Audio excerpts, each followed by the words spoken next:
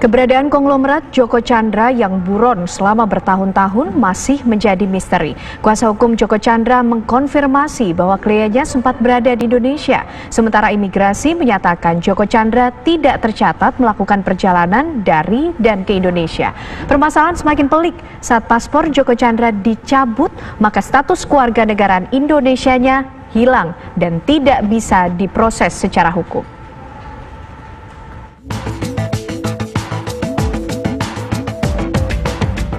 Keberadaan konglomerat Joko Chandra yang buron selama bertahun-tahun masih belum diketahui.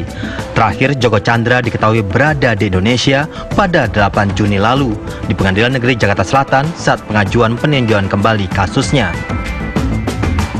Kalau pertanyaannya apakah benar 3 bulan berada di Indonesia, saya kurang tahu 3 bulan berada di Indonesia apa tidak. Saya hanya mengetahui beliau ada di Indonesia pada saat pendaftaran PK. Pada tanggal 8 Juni itu pada saat pendaftaran PK, yang dimana PK tersebut didaftarkan sendiri oleh Pak Joko Chandra di Pengadilan Negeri Jakarta Selatan. Hal ini dibenarkan oleh Humas Pengadilan Negeri Jakarta Selatan Suharso bahwa Joko Chandra menandatangani langsung akta permohonan PK dan memberikan berkas berisi identitas miliknya. Apakah Joko Chandra hadir sendiri ataukah hanya kuasa hukumnya?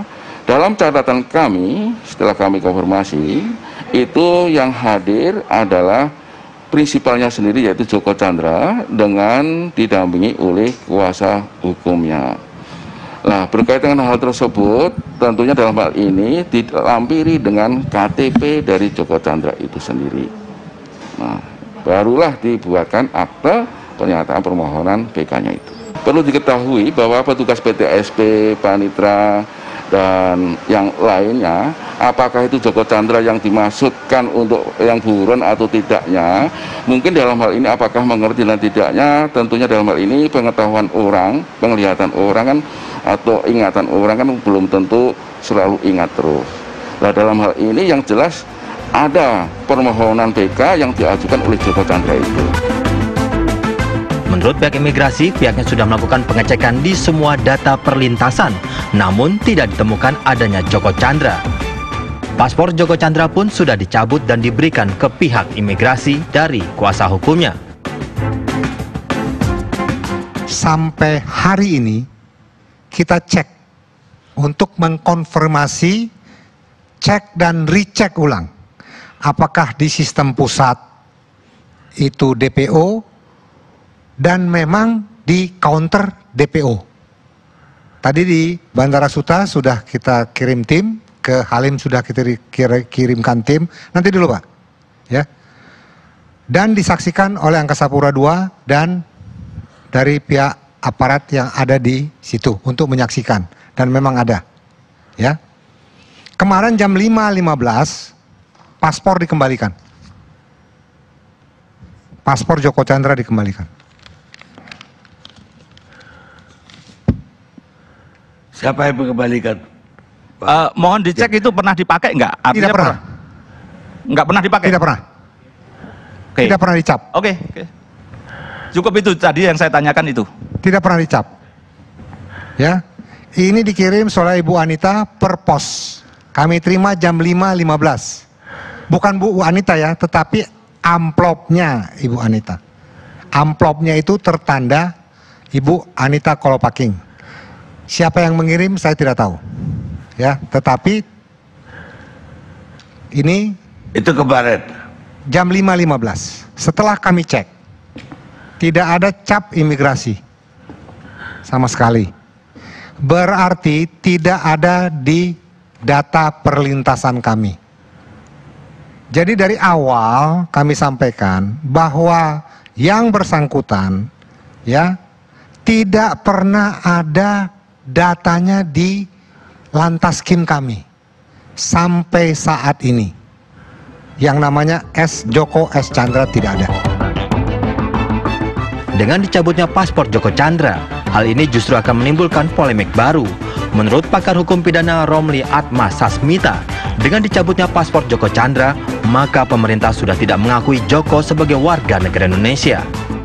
Hal itu membuat Joko tidak bisa terjerat hukum di Indonesia, terlebih Joko Chandra sejak 2012 memiliki warga negara Papua Nugini. Yang saya, dari aspek hukum saya ini ya, kalau seseorang sudah dicabut paspornya oleh pemerintah kita, tadi Pak Dirjen menyampaikan, status dia bukan lagi warga negara Indonesia. Berarti dalam hukum pidana internasional yang diakui secara universal, hukum keimigrasian, dia stateless. Dia stateless.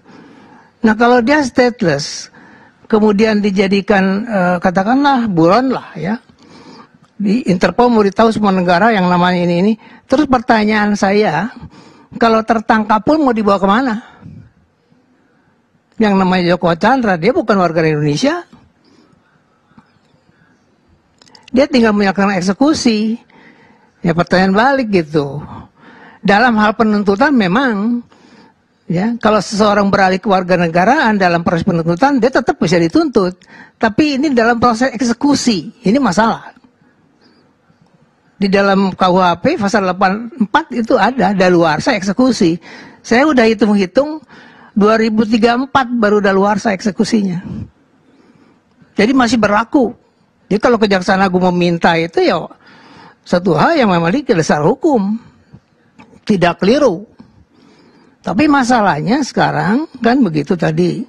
Ya kan? Bukan daluarsa penuntutan, daluarsa eksekusi pun masih dalam tenggat.